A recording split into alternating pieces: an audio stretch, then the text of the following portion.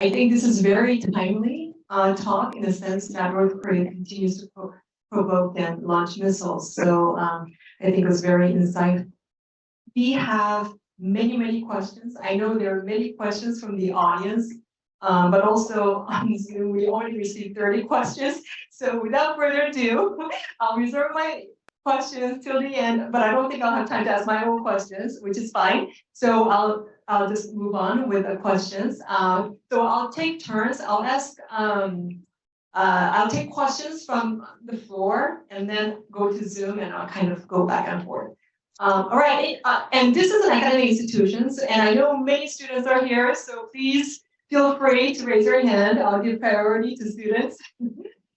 So this is a privilege of being an academic institution, higher ed, right? All right, any questions? Yes, Chris?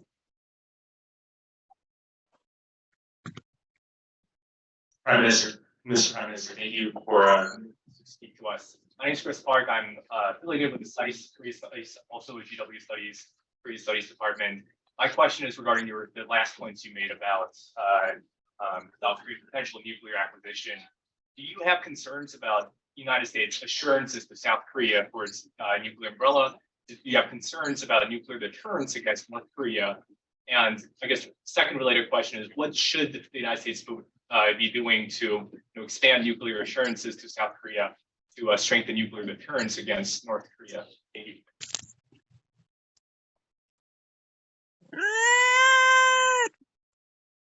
지금 질문하신 내용은요. 지금 한국에서 자체적으로 이제 핵무장을 하고자 하는 그런 움직임에 대해서 어떤 우려를 가지고 계신지, 혹시 지금 생각을 하시기에 미국에서 제공을 하는 핵우산에 대한 어떤 확실성, 보장성, 또 핵 억제에 대한 어떤 탄탄한 공부함이 조금 부족하다고 생각을 하셔서 그런 우려가 있다고 생각을 하시는지, 두 번째로는 이러한 핵 억제를 좀 더 강화하기 위해서 미국에서는 어떤 식의 활동을 더 하면 좋을지에 대한 의견을 물어보셨습니다. 네, 한국에서 핵무장론이 나오고 그런 주장이 점점하는 배경이 몇 가지 있을 거라 생각합니다. 저는 조금 전에 강연에서 제가 말씀드린 것처럼 미국과 북한 사이에 비핵화를 위한 협상이 몇 차례 있었지만 그게 성공하지 못했다는 것, 나는 핵무장으로 질주했다는 것에 대한 불만 또는 불안감이 기본적으로 있습니다. 또 미국의 확장 억제에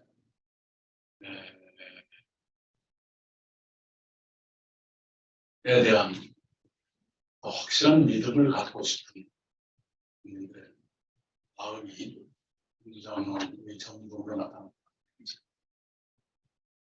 So I believe there might be several different reasons why there's a growing call amongst the Koreans that we need to arm ourselves with nuclear weapons. First would be, as I mentioned during my lecture towards the end part of it, U.S. and DPRK, they engaged in multiple talks to denuclearization of Korean Peninsula, but that did not succeed. And then North Korea ended up being proclaiming itself as a nuclear state, which caused anxiety and somewhat of a dissatisfaction amongst the Korean population. The second one is, I think Korean people needs more certainty towards U.S.'s extended deterrence. That's why they wanted to have this sort of, desire that we would have our own nuclear weapons. 현상에 대해서 미국은 확장 억제의 약속을 한 국민들이 확실히 신뢰할 수 있도록 하는 조치를 취하는 것이 옳다고 생각합니다. 한국의 정치인들께 제가 싶은 것은 이 결론을 미리 내놓고 그걸 가지고 선언을 막 언쟁을 벌이는 경향이 한국에 있습니다만 그러지 말고 여러 가지 경우에 대비한 로드맵을 준비해 가는 것, 미국이 그에 대해서 어떻게 생각할 것인가 하는 것을 끊임없이 타진해 가면서 어떤 의미에서는 물밑에서 미국과 함께 홍보 로드맵을 준비해가는 것이 지금 필요한 것이다 생각을 합니다. 지금처럼 아무런 준비 없이 결론만 가지고서 논쟁하는 것은 되지 않을 것이다.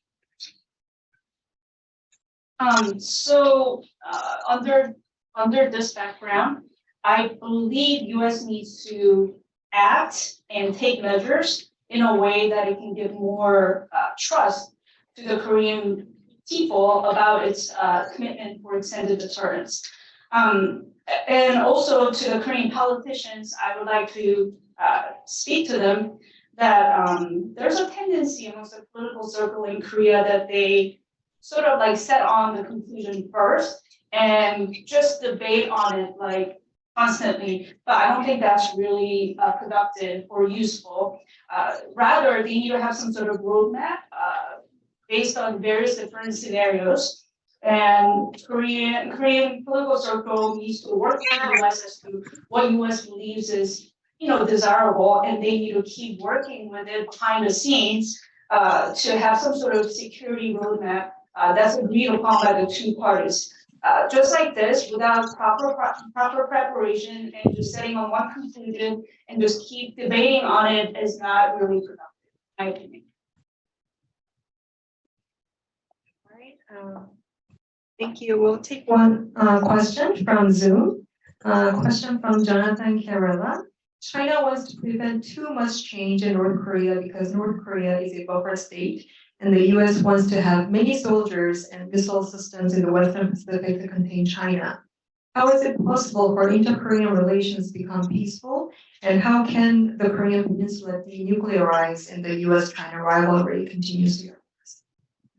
지금 이제 하신 질문은 중국 같은 경우에는 북한에 너무나 많은 변화가 갑작스럽게 일어나는 것을 원하지 않는데 이것은 이제 중국이 북한을 하나의 완충국가라고 보기 때문에 너무 급변하는 그런 사태를 북한에서는 원하지 않는다. 그리고 지금 미국에서도 중국에 어떤 이제 대항하기 위해서 이 서태평양 지역에서의 어떤 그런 긴장이라든지 이런 부분 대치하는 그런 부분들이 생기고 있는데 이런 상황에서 즉 미국과 중국 간의 이런 경제 구도가 계속 증가하는 이런 상황에서 어떻게 남북 관계가 더 평화로워질 수가 있고 한반도의 비핵화라는 것이 어떻게 가능할 것이다라고 생각하시는지에 대한 의견을 듣고 싶습니다. 우선 중국은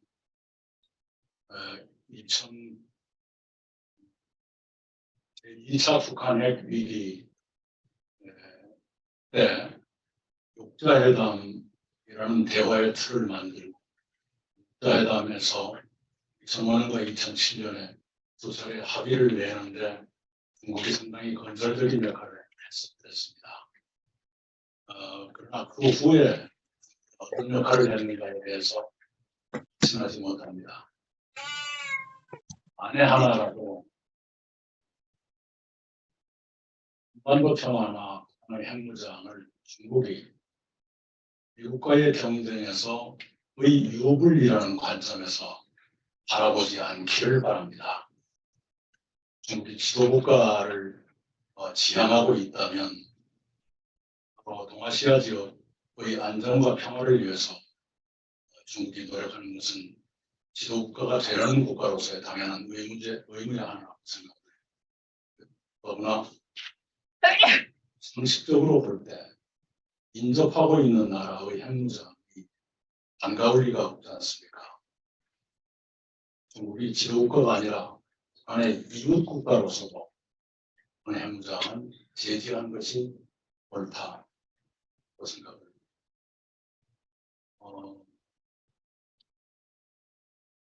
미국으로서는 북한, 중국, 러시아의 연대 움직임에 대처해서 한중일 공조를 강조하고 한중일 공조를 강화하려고 하는 것은 충분히 옳은 방향인데 그러나 미국이나 중국이 한반도를 미중 경쟁의 최전선으로 만들려고 하지 말았으면 좋겠다. 하는 것을 주문해 드리고 싶습니다. 한반도는 7천만 명 이상의 사람이 살고 있는 곳입니다. 그것이 평화롭게 살아갈 수 있도록 도와주는 것이 이 나라들의 도리이지 다른 어떤 목적을 위한 최전선 긴장을 고조시키는 것은 그 나라들이 할 바가 생각합니다. After the second nuclear crisis in North Korea, China actually played a pretty constructive role through six-party talks. Through the six-party talks, as I mentioned during my lecture, they produced two agreements both in 2005 and 2007, and I believe China's role was pretty significant in that result. But however, after that six-party talks, I'm not quite sure what sort of constructive role China was playing in this dynamic. So if China is somehow trying to use this Korean Peninsula situation, the peace on the Korean Peninsula and the nuclear armament by North Korea as some sort of tool to advance its own national interests against the US, then I don't think that's the right way for China to go to become the true global leader country. Rather, it should pursue more of the stability and peace in the Northeast Asia, and I think that's the proper obligation that China carries as a big nation.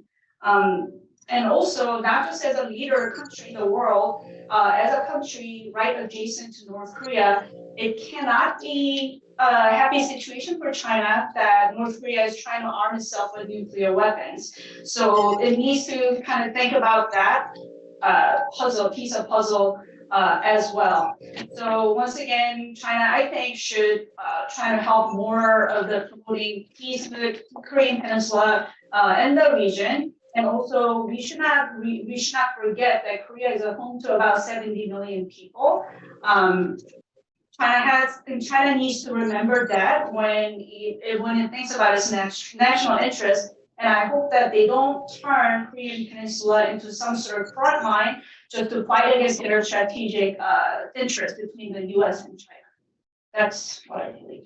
좀 전 강연에서 전 미국을 향해서 한과 외교 관계를 수립하도록 제안했습니다.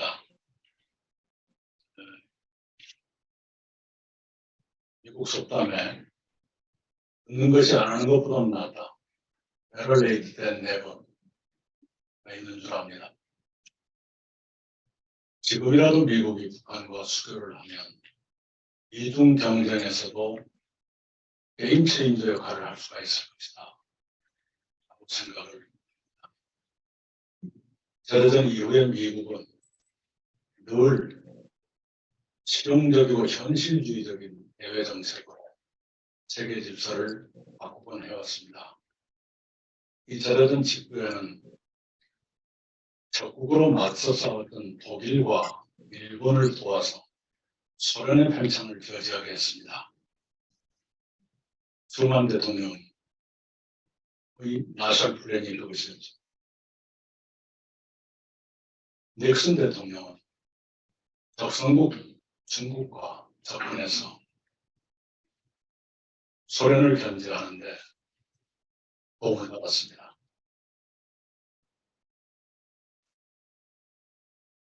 클린턴 대통령, 미국에게 참담한 패배를 안겨도 베트남과 수교에서 베트남을 우호국가로 돌려놨습니다.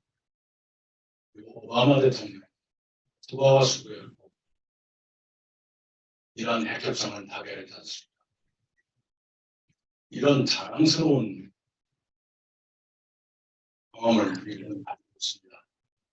지금 미국이 북한과 수교하지 못할 이유가 수교한다 그러면 반드시 미중 경쟁에 새로운 국면이 조성될 수 있을 것이다 라고 생각을 합니다. 그것이 한반도 평화를 위해서도 도움이 될 것이라고 믿습니다.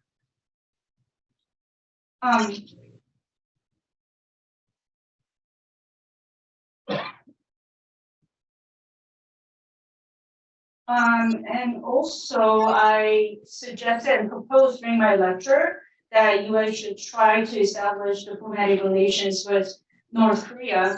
And as the US aim goes, it's better late than never. So if it works on having some sort of diplomatic ties with North Korea, I think this can serve as some sort of game changer for US to have its carry its relations against China. So after World War II, US took a very pragmatic and realistic approach in terms of its foreign policy, and it was able to change the global order that way. So after the World War II, US was actually helping Germany and Japan, which was fighting against during the war, to somewhat deter the expansion of the Soviet Union. I call that Marshall Plan by Truman, President Truman. And also President Nixon was approaching China, which was its rogue country, to check Soviet Union under control by the US. And President Clinton was able to establish a relations with Vietnam, which wasn't really its friendly nation, but it was able to turn Vietnam into its friendly ally. And President Obama was reaching out to Cuba and had diplomatic relations with it, and was able to conclude a deal with Iran in terms of its nuclear negotiations as well. So as you can see, U.S. has very many of these proud experiences of like carrying this very pragmatic and realistic foreign policy. So I don't think there is any reason for U.S. not to be able to establish similar relations with North Korea at this point. And if it can, I think that will open a very new phase in terms of its competition, strategic competition with China, and it will also bring a new momentum for the peace on the Korean Peninsula as well. Next question, yes. I'm Danny Leipzig. I'm a professor in the business school. Thank you very much. Thank you very much for your interesting talk. I agree very much that it's useful to look at the missteps. But my question really has to do with if you're a Korean citizen today and you look at the case of Taiwan, you look at the case of Korea, will the U.S. risk cities in California to defend either Taiwan or Seoul? And if there's some doubt, then I think the citizens that are saying that Korea should have its own nuclear capacity may not be entirely wrong. And I think that's what the polls show. So I was struck in your talk that out of the 30 slides, it was very little about inside Korea. It was all about US, North Korea, US, North Korea. And I understand why, but I think I'd like to hear your views a bit more on what's happening inside Korea, because I think that's something to consider. 예, 지금 이제 질문을 좀 하고 싶은 것은 한국 내 어떤 대중적인 여론이라든지 분위기에 대한 부분을 조금 더 여쭙고 싶다라고 이제 말씀을 하셨어요. 이제 강연을 보면은 많은 부분이 이제 미국이나 북한에 관련된 부분에 많이 치중이 되어 있었지, 이 대한민국 국민들의 어떤 내부적인 분위기나 여론에 대한 부분이 크게 나오지 않았기 때문에 이제 여쭤보는 것인데, 예를 들어 이제 대만도 마찬가지고 한국도 마찬가지지만, 만약에 미국이 대만이나 한국을 방어하기 위해서 뭐 서해안에 있는 태평양에 있는 이런 도시들을 뭐 피해를 입을 것을 감수해 가면서까지 한국과 대만을 확실히 방어해 줄 것이다라는 어떤 뭐 확약과 같은 그런 확실함이 없다라고 하면, 사실 한국이나 대만에서도 미국의 이런 확장 억제에 대한 어떤 헌신이라든지 약속에 대해서 의구심을 가지는 게 그렇게 잘못된 부분이라고만은 생각이 안 든다는 거죠. 이 사람들이 그런 의구심을 풀 수 있는 게 당연한 거고, 여론조사에서도 아마 그렇기 때문에 그런 정서가 반영이 되었다라고 보는데, 그 한국 내 여론에 대해서 많은 이야기를 하시지 못한 부분은 왜 그런지 이유는 충분히 좀 이해를 하겠지만, 개인적으로는 그런 여론에 대한 부분이 좀 궁금하다. 한국 내부적인 어떤 분위기나 여론이 좀 궁금하다라고 질문하셨습니다. 네, 조금 전 질문에 대한 답변에서도 약간 언급이 됐다고 생각합니다만, 지난 30년 동안 간헐적으로 미국과 북한 사이에 비핵화 협상이 있었지만 것이 아마도 성공하지 못했다는 데 대한 한국민들의 좌절감, 절감 같은 게 있을 겁니다.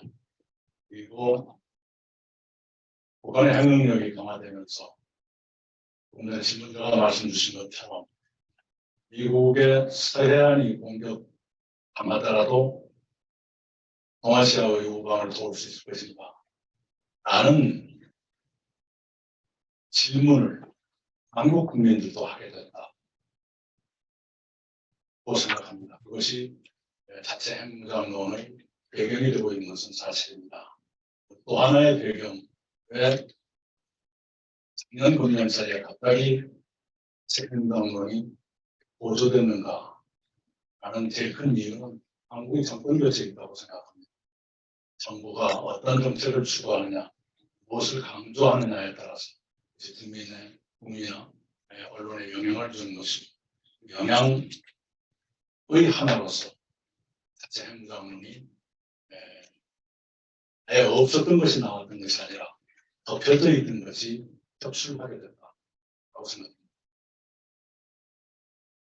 I mentioned this briefly during my lecture, but over the past 30-something years, U.S. and DPRK engaged in multiple negotiations, rounds of negotiations for its denuclearization intermittently. However, none of those negotiations were successful. That sort of gave Korean people some sort of like despair, say, what's the whole point of having these multiple talks when it's not going to produce anything? So as North Korea is improving and promoting its nuclear capabilities, and we mentioned that like people are sort of doubting whether U.S. will be able and willing to protect its East Asian allies like Taiwan and South Korea, even if it risks hurting its own West Coast cities. So that question is also posed by Korean people as well recently, and I think that gave rise to this self-nuclear armament sort of opinion amongst the South Korean population. And also another reason I think of this very rapid rise of nuclear armament amongst the Korean people last year and this year is because of the change in administrations. So because of the new policies and emphasis that the new government is putting on, that is influencing the public opinion and what media is reporting. So I don't think this nuclear armament opinion among South Koreans I don't think it was not existent before. It was somewhat hidden and covered, but now because of the new administration, they're coming out more. They're voicing that opinion more. 제가 오늘 강연뿐만 아니라 다른 기회에도 한국 내의 문제에 대해서는 언급을 자제해야 했습니다. 제일 큰 이유는 미국에 있기 때문입니다. 한국 국내 문제를 말하고 싶었다면 여기 오지 않고 서울에 있었을 것입니다. And as you mentioned, and I'm sure you're right about why I was sort of not mentioning too much about what's going on inside South Korea. That's because I'm here in the U.S. talking about South Korea. If I have to talk about South Korean issues and its public sentiment, then I should be in South Korea. But because I'm here, I'd rather talk about the settings here rather than the internal South Korean matters. Okay, thank you. We'll take another question from Zoom, from Josephine Kim. Can you highlight international legal and environmental challenges related to a peaceful denuclearization? Legal and environmental challenges. 그래서 이제 평화적으로 비핵화를 하는 부분에 있어서 뭐 법적인 부분, 환경적인 측면에서 어떤 뭐 문제들이 있을 수 있다라고 생각을 하시는지 질문하셨습니다. 네, 그 질문의 뜻을 제가 정확히 파악했는지 모르겠습니다만 최근의 보도에 따르면 북한의 핵실험이 그 핵시설 주변의 환경에 영향을 주고 있다 했습니다. 이상한 버섯이 나오기 시작했다. 버섯이 수출되고 있는 것 같다. 하는 보도를 제가 봤습니다. 환경이라고 언급하시는 건 그런 말씀하시는지 대단히 우려스러운 일이라고 생각합니다. 그리고 법적인 부분.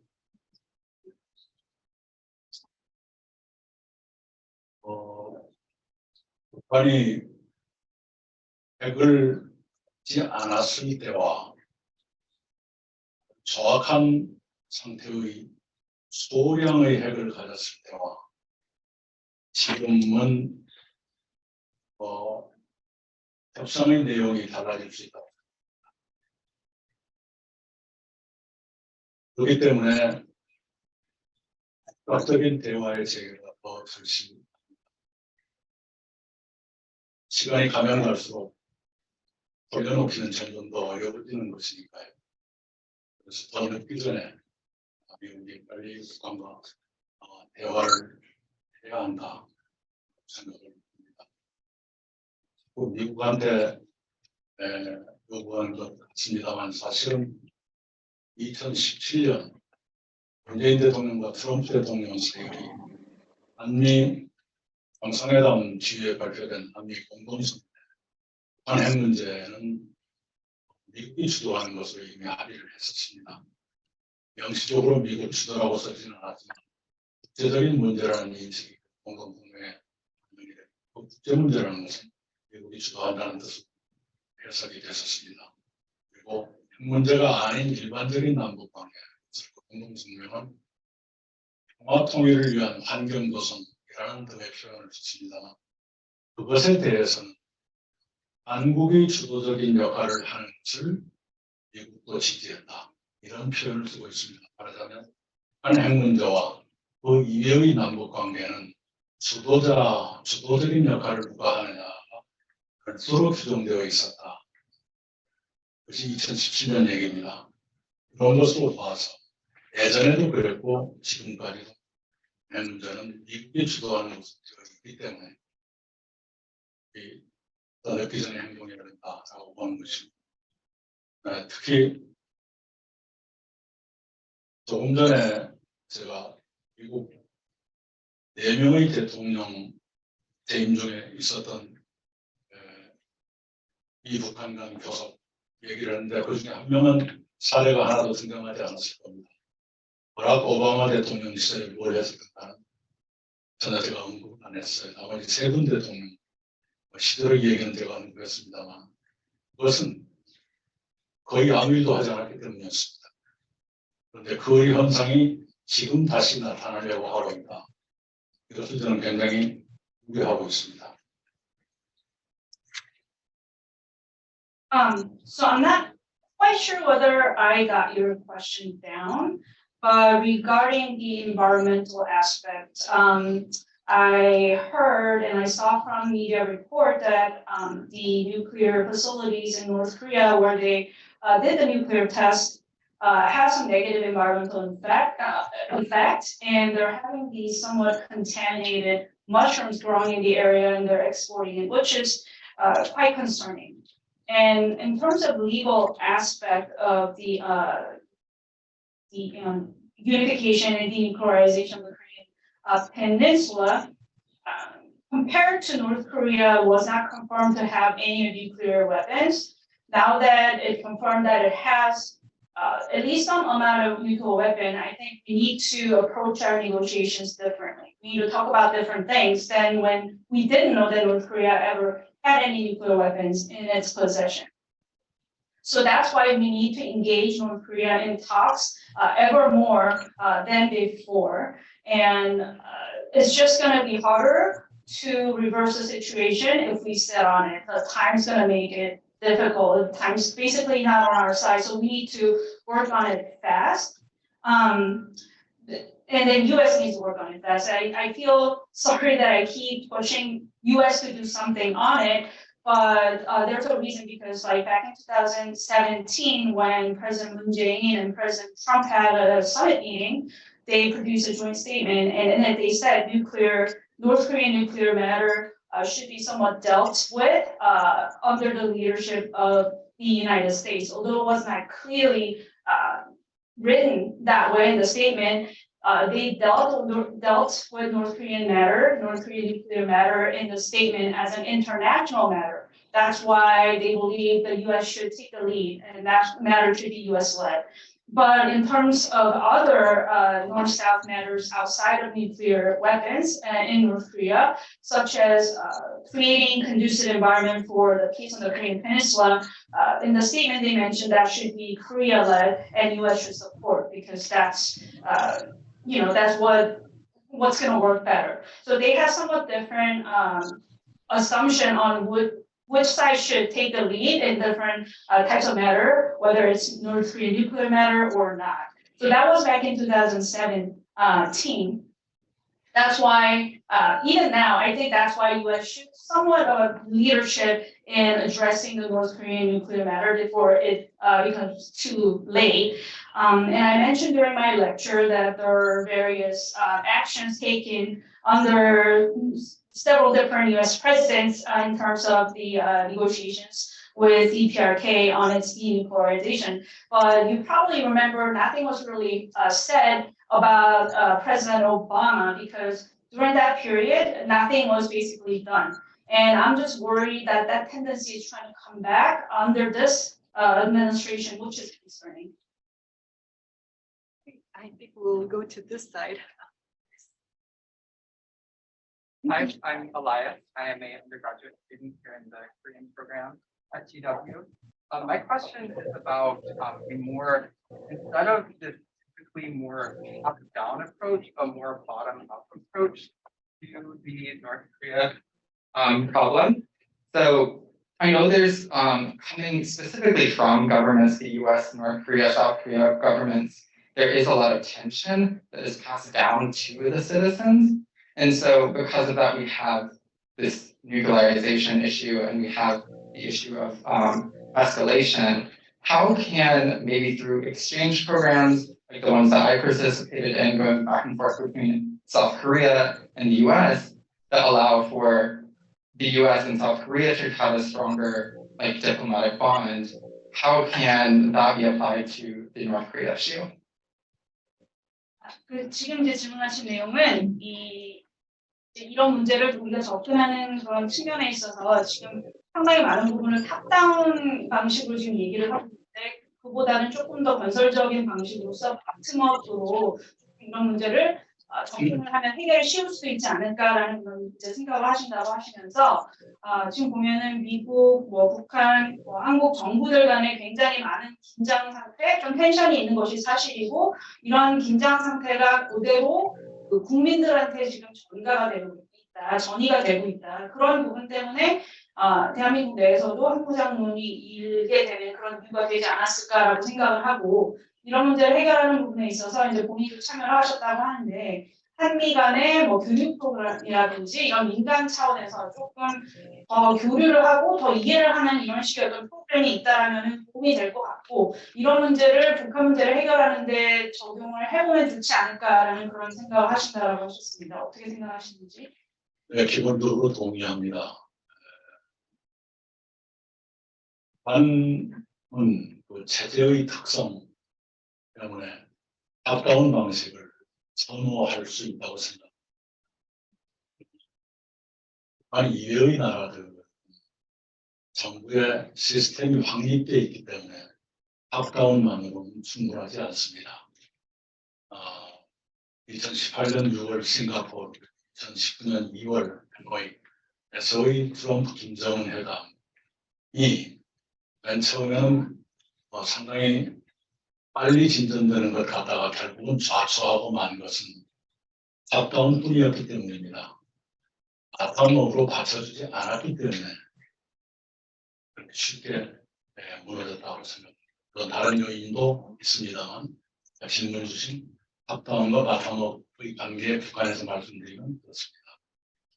그리고 특히 한국은 한국과 달라서 물론 최고 지도자의 의지가 큰 영향을 미치지만 결국 전체를 움직이는 것은 정부 조직이기 때문에 바텀업과 탑다운이 서로 조응해야 함께 손을 마주쳐야 효과가 나타날 것이다. 틀림없는 말씀입니다. 그리고 민간 차원의 프로그램 굉장히 아쉽게 생각합니다. 한국 오래전부터 공공의료 강화를 말하고 있습니다만 실제로는 기대만큼 충분히 이루어지지 못했습니다. 그런데 정부에만 맡겨놓지 말고 미국에는 여러 종류의 싱크탱크들이 굉장히 활발하기 때문에 미국이 좀 더 많은 노력을 기울여서 정부도 노력하고 민간들도 더 그 노력을 독촉해서 미국과의 민간 차원의 연구, 공동연구 토론 같은 것이 훨씬 더 활발해질 필요가 있다라고 생각합니다. 최근에 미국에서 한국의 행정론에 대해서 미국 정부는 반대 입장을 분명히 했습니다만 싱크탱크 한 곳에서는 검토할 만하다는 의견을 낸 적이 있습니다. 그런 다양한 의견들이 나오면서 관심을 환기하고 미국에서 좀 더 깊게 한국의 고민에 대해서 연구하고 또 정책 담당자들도 그걸 같이 연구하는 그런 좋은 영향을 줄 수 있다고 생각합니다. 그 방향이 옳다는 것이 아니라 그런 활동은 매우 중요한 역할을 할 것이다. I basically agree with the opinion on that bottom-up approach or civilian exchanges going to be very helpful. Because of the North Korean regime's characteristic, it might prefer some top-down approaches, but outside of North Korea, other countries already have a very well-set governance system. So just approaching North Korean issue through this top-down aspect or lens would not be sufficient. So back in 2018 and 2019, US and DPRK had a summit, once in Singapore and in Hanoi, and it looked like it was going pretty well, rapidly advancing in the beginning, but it fell through pretty quickly. And I believe the reason was because there was only top-down approaches for those engagement, not there's any support from the bottom-up sort of aspects. And also not just North Korea might be different, but to advance these national agenda, of course, the willingness of the top leader is very important, but government system, government organizations needs to work towards it as well to make it successful. So in other words, there should be some collaboration between top-down approach and the bottom-up approach. Otherwise, it's going to be very empty. And also on the civilian programs, exchange programs, and etc. Although South Korean government has been emphasizing on its public diplomacy efforts, I don't think it was really that fruitful so far.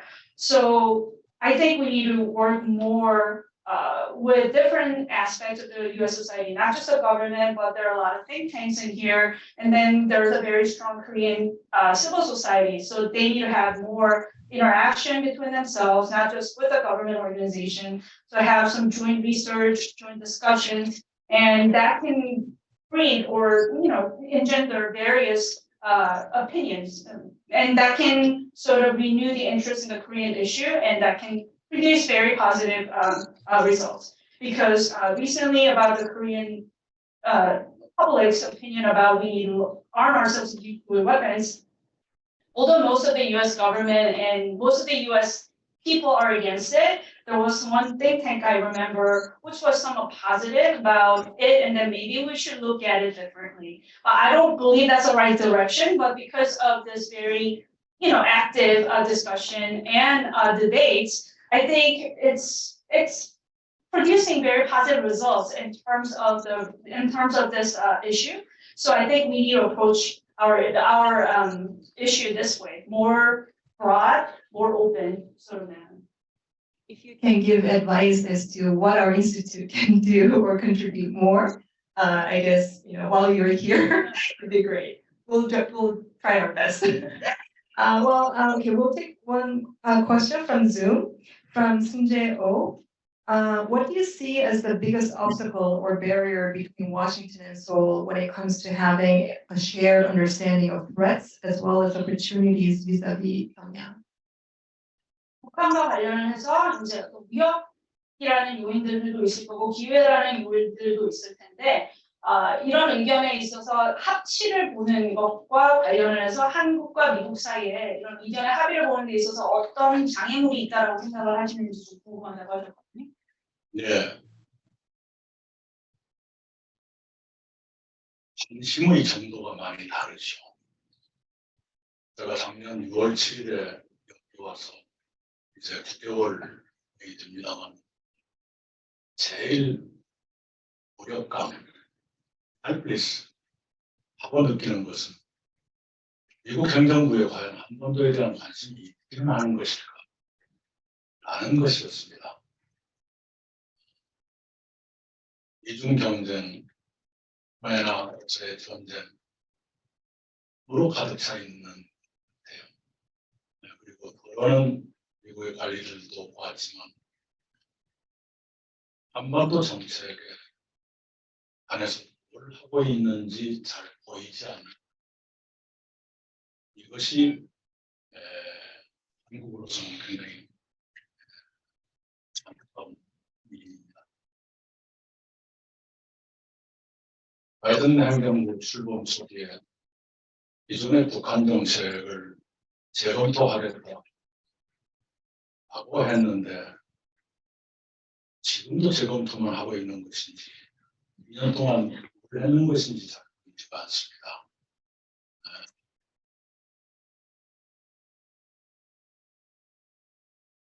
미국이 국제적인 지도력을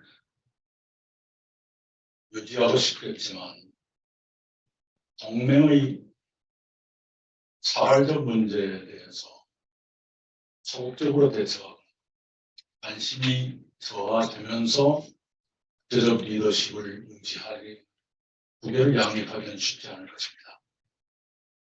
그 점에 대해서 생각.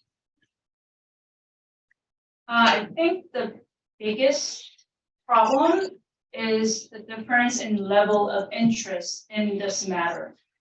So I came here last June, like June 7th to be exact, and it's been about 9 months.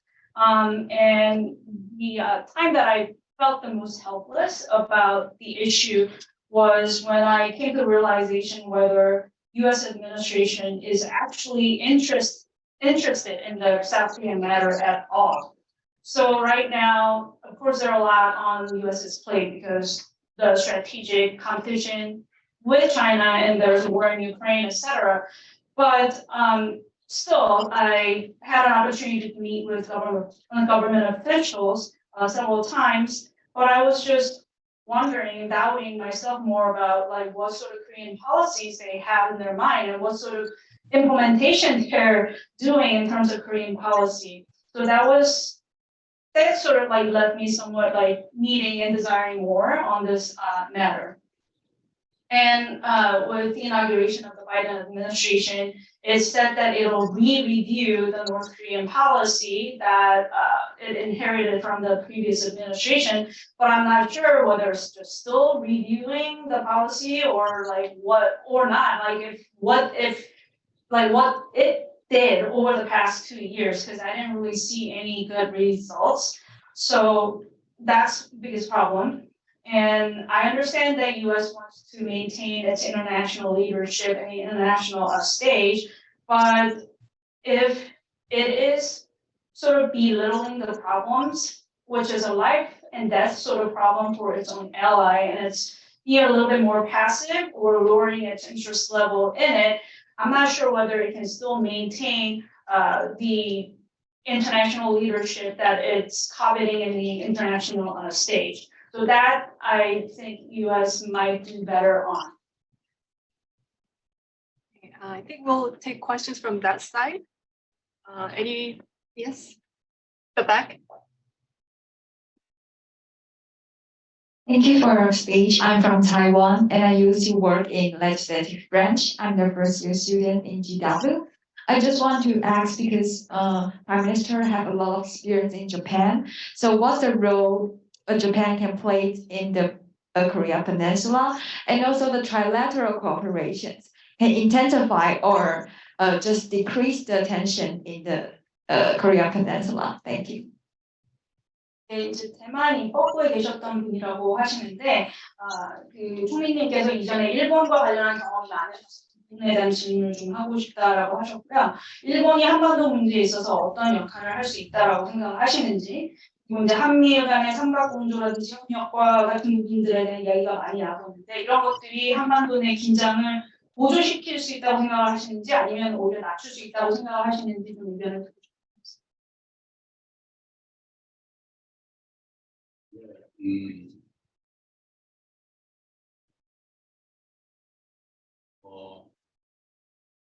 중국이 경제력과 함께 군사력을 키우고 있고, 그걸 통해서 국제적 영향력을 위해서 노력하고 있습니다.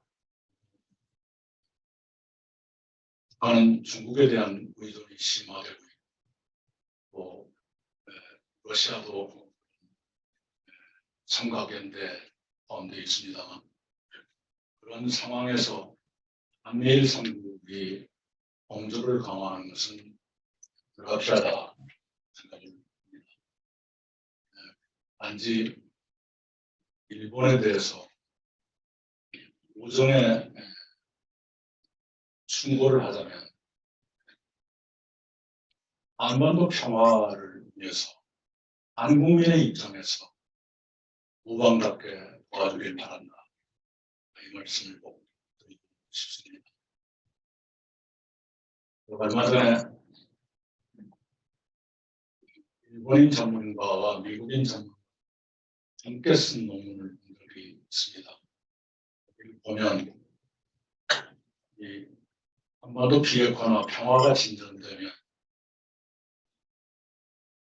제가 오늘 강연에서 언급한 바와 같이 주한미군의 존재, 또는 한미동맹의 역할을 수행할 수 있다 하고 주장하는 걸 제가 봤습니다. 많이 놀랐습니다.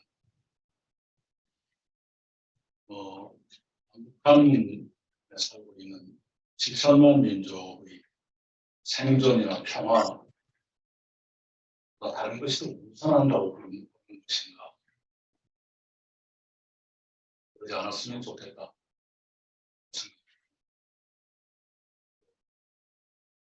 또한 볼튼 회고록을 한국에서도 100% 신뢰하는 것은 아니었습니다만, 그 회고록에 따르면 북한 간의 관계 개선무역, 또는 북한과 미국의 관계 개선무역이 있을 무렵이면 꼭 일본 측이 뭔가 부정적인 영향을 미칠 만한 일을 하는 것이 묘사되고 있습니다. 진정한 이웃나라답게 평화를 위해서 진심으로 도와달라 하는 그리고 싶습니다.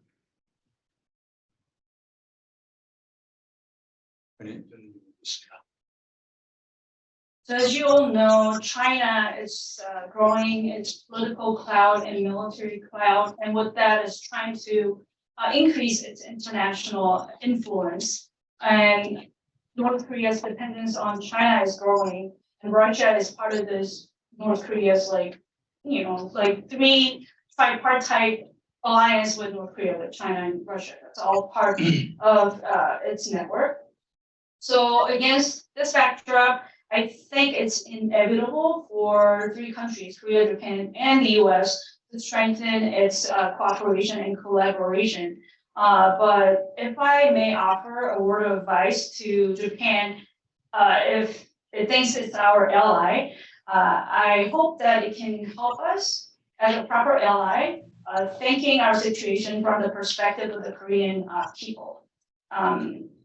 So I recently saw some pieces co-authored by a Japanese and American expert, and it mentioned in the thesis that if there's an advance in the peace of the Korean Peninsula and denuclearization of the Korean Peninsula, it might actually weaken the status of the U.S. forces in Korea and rock U.S. alliance, which was pretty surprising to me. I wasn't sure what's the intent behind it, but I was like, well, do they think there's something more important than the lives and livelihood of the 70 million people living in North Korea and South Korea? So that was somewhat of a shock to me. And although I'm not 100% trusting the what's written in John Bolton's memoir, but if you look at his book, whenever there is a movement of some good movement towards the improved relations between the two Koreas and improved relations between North Korea and the United States, there's always something that Japan does, somewhat negatively affecting that good mood. So I would just like to ask Japan to help us achieve this peace and stability on the Korean Peninsula with the help of Japan, which is our good neighbor. So I hope Japan can do its good role as a good neighbor. Okay, we're almost out of time. I think we'll just take one last question. I know there's still many hands up. So I think we'll take maybe two or three questions at the same time, and then we'll ask Prime Minister Lee to answer. Okay, we'll start with.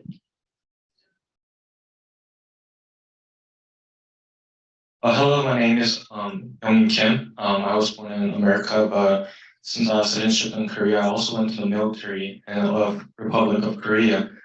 And inside the military during my term, I never thought there would be a war in the 21st century, but unfortunately, the Ukraine and Russia war have happened. When there's a high possibility, and there are some papers about China having attacks on Taiwan in the future. And I have some concerns about self-defense in Republic of Korea as well, because there are some communist countries that are around the Korean Peninsula. So first of all, I want to ask former Prime Minister, are there any chances that there will be some threats if we don't have the Korea-US alliance or weapons such as the THAAD inside the Korean Peninsula? And also the second question I wanted to ask. Wait, sorry. I think I'll just limit Sure, one okay. question because we need to take one or two more from here. From this side, yes. Sitting at the back. 네, 오늘 말씀 잘 들었습니다. 오늘 강연을 시작으로 필라델피아, 미국, 휴스턴 등 이달에 강연을 하실 예정으로 알고 있는데 혹시 본격적인 정치 행보를 재개하신 걸로 해석을 해도 되겠습니까? Could you please identify yourself? Geo Park, JTC.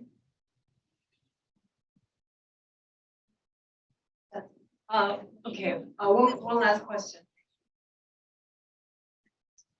Hello, thank you so much for being here. It's such an honor to have you here today. Thank you so much for speaking to us. My name is Sua Cho. I'm a student at Yale School. I think when it comes to North Korea, the two main issues that we talk about is nuclear weapons and humanitarian assistance. My question to you is, what role should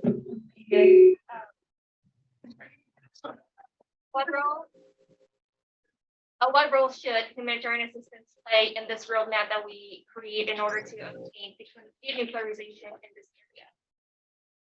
Thank you. Just one last question because I don't want to leave out people on Zoom. So there were several questions related to ending the Korean War. So there were questions such as why it didn't really work out under Moon administration. So that would be the last question. 질문이 지금 네 가지가 있는데요. 제일 처음에 이제 질문하셨던 분은 미국에서 태어나셨지만 한국 공부하고 계신 분이어서 이제 국내도 직접 가셔서 공부를 하시고 하셨던 분이라고 하는데 뭐 당시에는 21세기 전쟁이 나겠느냐라는 그런 생각을 했었지만 지금 보면은 실제로 러시아가 우크라이나를 침공하는 그런 상태이고 전쟁이 벌어지고 있고 그리고 뭐 이런 상태로 간다라면은 중국에서 대만을 친다라는 것도 정말 가공의 얘기만은 아닐 것 같아요. 그런 가능성이 충분히 있다라고 생각이 이제 되는데 그러면 한국에서 지금 보게 되면 아니라 한국의 자위력이라고 할까요? 이런 것들이 지금 한국도 보면은 공산주의 국가들로 이제 둘러싸여 있는 상황이기 때문에 침략을 절대 받지 않는다라는 그런 가능성이 없는 거 아니냐. 예를 들어서 뭐 한미 동맹이 약화가 되거나 뭐 한국 내 사드와 같은 이런 무기가 배치가 되어 있지 않은 상황이라고 한다라면 이런 위기가 정말 어떤 전쟁으로 비유할 수 있는 그런 가능성도 무시할 수 없는 게 아니냐라는 이제 그런 질문을 했고요. 그다음 두 번째 질문 같은 경우에는 이제 오늘 강연을 마치시고 나서 들으셨지만, so the second question for the audience, the question was after his lecture here, he has scheduled multiple lectures in Philadelphia, New York, and Houston. So he was wondering whether she can read it as his official resumption of political life. 그리고 이제 세 번째 질문은 지금 보면 이제 북한과 관련해서 많이 나오고 있는 문제가 이제 뭐 비핵화 문제라든지 아니면 인도주의적인 그런 지원과 관련된 부분들이 크게 많이 나오고 있는데 지금 이 북한 문제를 해결하는 부분에 있어서 인도적 지원이라는 측면에서 할 수 있는 역할, 인도적 지원이 이 북한의 상황을 조금 더, 그러니까 이런 국면을 조금 더 낫게 할 수 있는 부분에 있어서 어떤 역할을 할 수 있다고 생각하시는지에 대한 질문을 하셨고요. 그게 세 번째 질문이고, 네 번째 질문은 들으셨겠지만 지금 이제 종전선언과 관련된 이야기들이 많이 나오고 있는데 왜 문재인 정권 때 그렇게 많이 이렇게 푸시를 했음에도 불구하고 종전선언이 이루어지지 못했다라고 생각을 하시는지 많이 나왔다고 합니다. 그런 좀 원한다고 하시네요. 요를 꺼주시면 네. 네, 첫 번째 맞습니다. 냉전이 끝나 전쟁은 없을 거라는 기대가 있었습니다만 러시아는 우크라이나를 침공해 전쟁은 지금 1년 가까이 계속되고 있습니다. 러시아의 우크라이나 침공에 따른 전쟁은 한랭전 이후의 역사를 어느 쪽으로 바꿔놓을 것인가 하는 시금석이라고 생각을 합니다.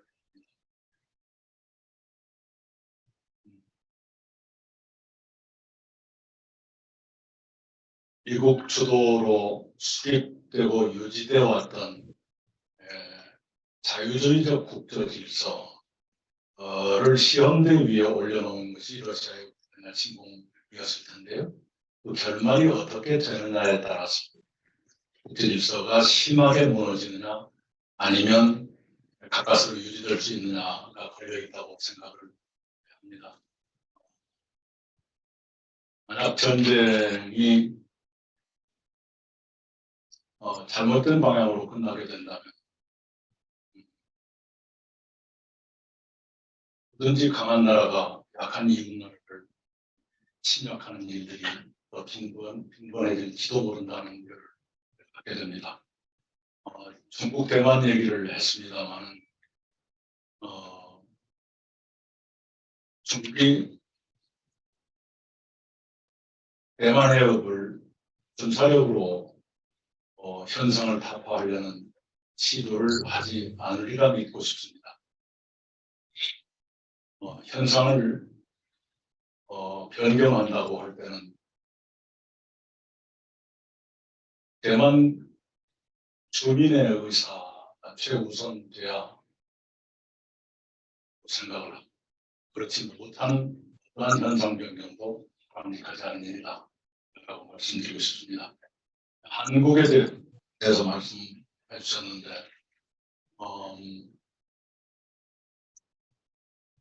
제가 아까 연설에서도 말씀드린 것처럼 한반도 평화나 비핵화가 다소 후퇴되어 있는 것은 사실입니다. 그래서 만약의 경우에 불행한 일이 생기지 않도록 하기 위해서 미국한테도 빨리 행동을 취하라고 요청드리는 것이고 한국도 평화에 대해서 훨씬 더 예민하게 받아들이고 대처해야 한다는 질문을 드리고 싶습니다. 두 번째, 지금 오늘 강연 그리고 이 다음에 또 다른 강연이 있는데 그것이 본격적인 정치 재개냐. 사실은 작년 6월 7일에 제가 여기 와서 27일에 등록을 했을 때 바로 그날 군대를 다녀갔었던 디인 학장께서 저를 부르셨어요. 그런데 저희가 여기 입학할 때 조건이 이 보트를 내거나 강연을 하거나 둘 중에 하나를 선택하게 돼 있거든요.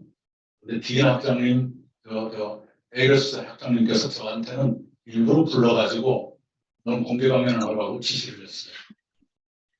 설마 그 에이러스 학장님이 저의 정치 재계를 종용했다고 보지는 않습니다. 그리고 유펜에서 꽤 오래전에 강연 요청이 있었습니다만은 제가 GW보다 유펜을 먼저 하는 것이 상도이에 어긋난다고 생각합니다. 유펜은 당신들이 원하기로는 2월을 넘기지 않았으면 좋겠다. 그리고 요일로는 화요일, 수요일이 가장 학생들이 많이 올 수 있는 요일이다. 2월은 화요일로 끝나요, 28일이. 그래서 2월 28일로 합시다. 그래서 학업직업 GW 강연을 오늘로 잡았습니다. 역시 유펜과 GW가 공모해서 저를 정치판으로 오고 있다고 생각했는데요.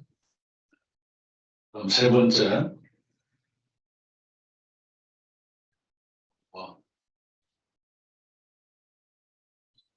인도적인 지원이나 민간 교류는 언제든지 중요합니다. 그리고 정부에 있는 사람들이 생각하는 것보다 훨씬 더 중요한 역할을 하는 것을 꼭 말씀드리고 싶습니다. 북한에 들어가서 인도적인 활동을 해왔던 코리안 아메리칸 몇 분을 제가 만난 적이 있습니다. 그분들은 코로나19 때문에 북한 여행이 금지되어 있는 것은 몹시 안타깝게 생각하고 있습니다. 그리고 그분들은 바이든 행정부 인도적인 민간 차원의 활동을 위한 그런 활동가들의 북한 방문을 빨리 허락해 주기를 바라고 있습니다. 이게 빨리 재개되었으면 좋겠다라고 생각을 합니다. 북한 간에도 인도적인 지원 그리고 민간의 교류가 매우 중요한데 단지 언제부터일까요? 북한이 한국의 인도적 지원에 대해서도 조금씩 냉담해지기 시작하고 있습니다. 그것은 북한이 어떤 생각을 갖고 있는지 확실히 모르지만 혹시 한국의 자세가 상대에 대한 충분한 배려를 결하고 있기 때문은 아닐까 하는 것도 한국이 잘못하고 있고 북한이 그걸 따르는 것은 아닙니다. 양쪽 상호적인 책임이 있겠지만 우리가 먼저 생각을 한다면 어떻게 접근해야 되는 것인가 하는 걸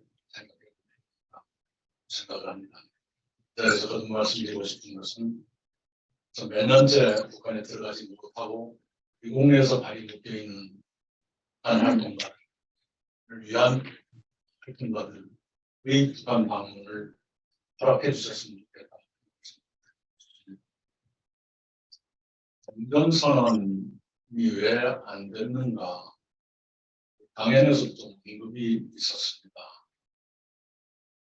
그런 것이 주한미군이나 한미동맹의 약화를 가져올지도 모른다. 라는 생각이 미국 내에 이렇게 많이 있는 걸 느꼈습니다. 저는 그럴 필요까지 없지 않나 생각을 합니다만 그것을 설득해내는 데 한국이 성공하는 문제다.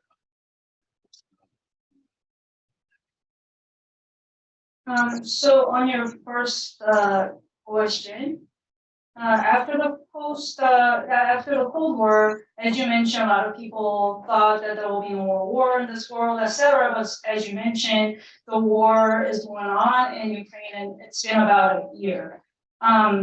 So on this invasion, unprovoked Russian invasion into Ukraine, depending on how it ends, I think it can really change the course of history in the post-Cold War era.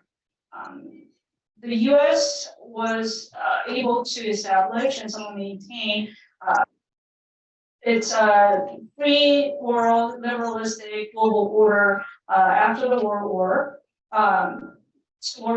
II. But however, because of the Supreme Order, its such ability to maintain the global order is put to the test. So depending on what sort of conclusion the war meets, the global order as we know it might just collapse or it can somewhat carry itself on. But I hope that it's not going to end up with a wrong conclusion, because if it does, there might be more higher chances of stronger nations trying to invade weaker nations based on its own very selfish reasons and interests. So I really hope that that doesn't happen. For the China-Taiwan relations, China is doing flexing its military muscles at the Taiwan Straits, and trying to change the status quo like unilaterally. But this is very dangerous. If it wants to change the status quo at the Taiwan Strait, the first and foremost thing that we should consider is what Taiwanese people think. That should be the top priority, not what China believes to think. If not, the change of status quo in the Taiwan Strait cannot be supported by the global community. For the Korean matter, as I mentioned during my lecture, I think the current state of the peace on the Korean Peninsula and denuclearization status somewhat took a step back compared to the past. And that's why I kept asking US to making a move, taking some actions, because it might be too late if it just sits on it too much. So we need to work on that way, and we can all kind of work towards it, and we need to all do our own part. And on the second question about my resumption of my political career here, it's a little touchy, but as I mentioned, I got here last year in June 7th, and when I was registering for the course at GW on the 27th of June, I met with Dean, and there were some preconditions that I had to meet to successfully complete the course. There are several options, but for me, the option given to me was make a public lecture, which is today.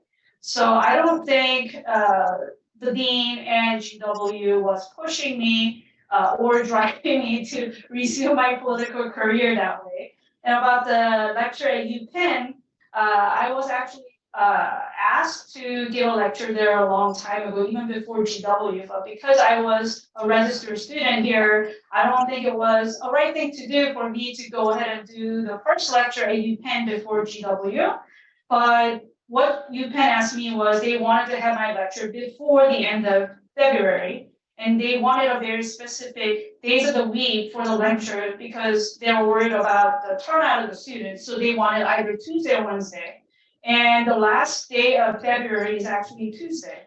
So I just picked that day for UPenn lecture, and because as I mentioned, I wanted to do GW lecture first, I had to take today to give you a lecture here. So I don't think GW and UPenn were sort of collaborating to push me into my newly revived political career. So I don't think that's a right assumption.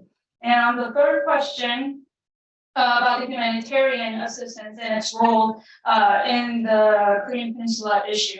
I think the civilian exchange and humanitarian assistance are a very important factor in the matter. And I think it's actually more important, more significant than what the government thinks and believes. So I met with several Korean American activists who used to go into the North Korea and provide whatever necessary assistance there, but because of the COVID travel restrictions, they were not able to go back to North Korea for a very long time. And they were saying they really hope that Biden administration can give them some permission to go back to the country so that they can do their work. And I also hope that that can be done sooner than later. And also between the South Korea and North Korea, the civilian exchange and humanitarian assistance are very important. But I'm not sure since when, but North Korea seems to be somewhat turning its cold shoulder to South Korean offering of humanitarian assistance. I don't know exactly why it's that way, but I suspect that there might be some sort of like attitude issue from the South Korean assistant giver. Might be wrong, but from our perspective, we have to like reflect on what we did. So they might not take our attitude or behavior positively. That's why they're somewhat like resistant towards it. So we need to somewhat think about how to approach it more amicably and more considerate towards North Korean the beneficiaries. And for years, these people, as I mentioned, the North Korean activists, the assistance activists were not able to go back into the North Korea, and I really hope that they can go back and do their work too, just like in South Korea and the United States as well. And lastly, on the end of war declaration, I briefly mentioned on it during my lecture, but there's some idea amongst the U.S. population that this great mood on the Korean Peninsula, the peace and denuclearization, the advancement in those matters might weaken the status of the U.S. forces in Korea and rock U.S. alliance. I don't really believe so, and I hope that they can change their mind. But obviously, Korea was not successful in persuading those people that that's not the correct way to see the situation. Wow. Thank you so much. I mean, we went way beyond our event time. We normally don't do this. I think this is like first time that we went beyond 90 minutes. And this shows how much we were engaged in this discussion that we are having today. And particularly because we are having this conversation with Prime Minister Lee. I'd like to thank again for your insightful talk and answering all the questions that we received today. Thank you so much. And also thank you so much for our audience for joining us. Please join me in thanking Prime Minister Lee.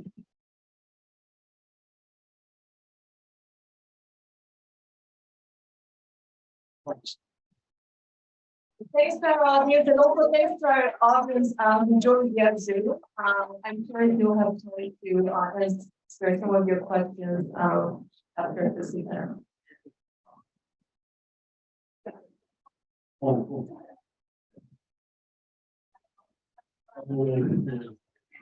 Recording stopped.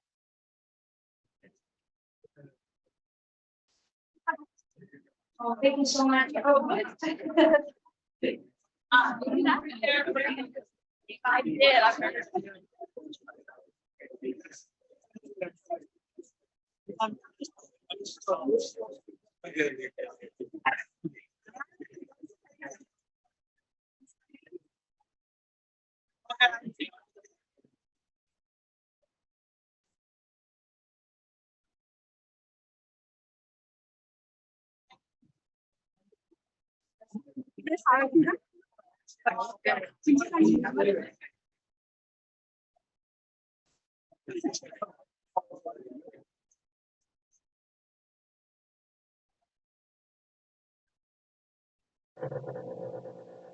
That's pretty good.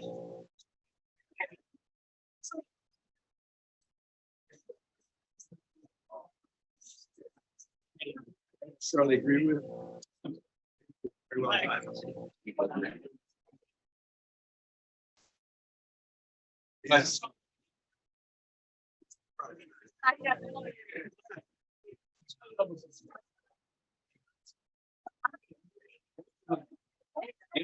I saw this.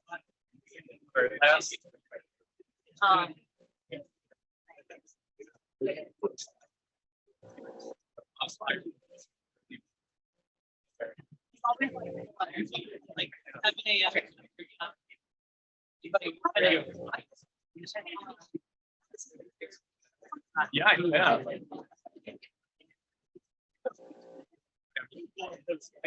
Like clearly, it's like had like a stick, but then I saw him like really good. And it was like you know.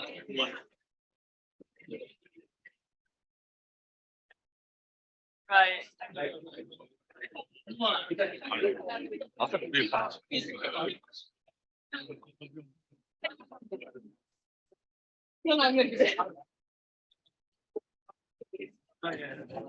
Okay.